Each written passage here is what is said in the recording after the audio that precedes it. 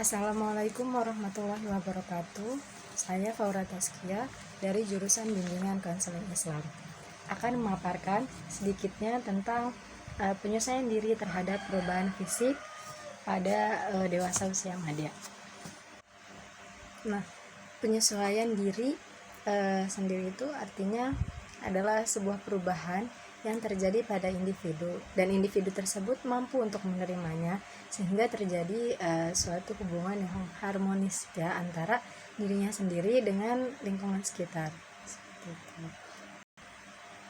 Nah, menurut Harlock pada tahun 1980 perubahan fisik pada usia madya itu terbagi menjadi 5 kategori. Yang pertama yaitu perubahan dalam penampilan, yang kedua yaitu perubahan dalam kemampuan indera, yang ketiga yaitu perubahan pada keberfungsian fisiologis, yang keempat yaitu perubahan pada kesehatan, dan yang terakhir yaitu perubahan seksual.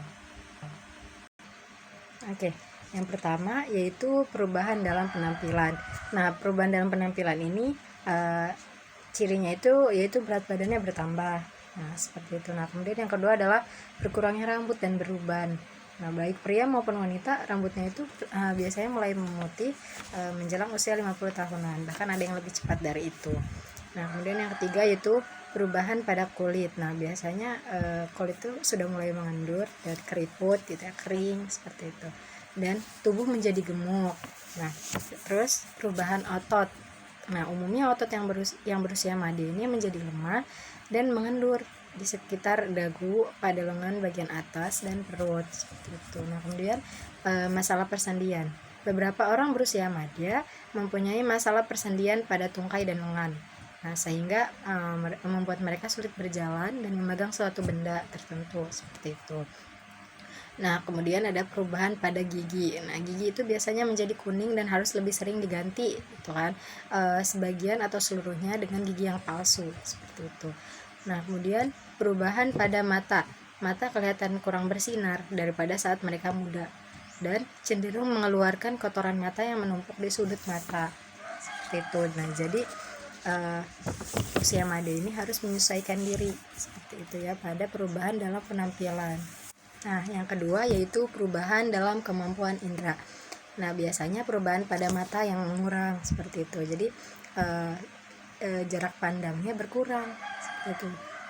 Sehingga dalam melihat jarak jauh itu agak kurang jelas, seperti itu. Dan biasanya pada indera telinga juga yang mengakibatkan mengurangnya ketajaman dalam mendengar atau pendengaran, seperti itu.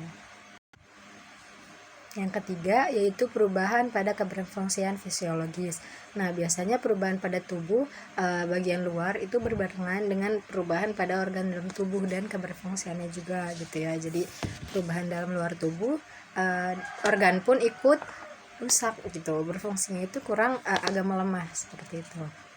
Nah, yang keempat yaitu perubahan pada kesehatan. Nah, biasanya ditandai dengan kesehatannya itu memburuk, seperti itu. Nah, masalah kesehatan pada usia madya ini cenderung untuk mudah lelah, terus telinganya itu berdengung, sakit pada otot, kepekaan kulit, pusing-pusing biasa, dan lain sebagainya.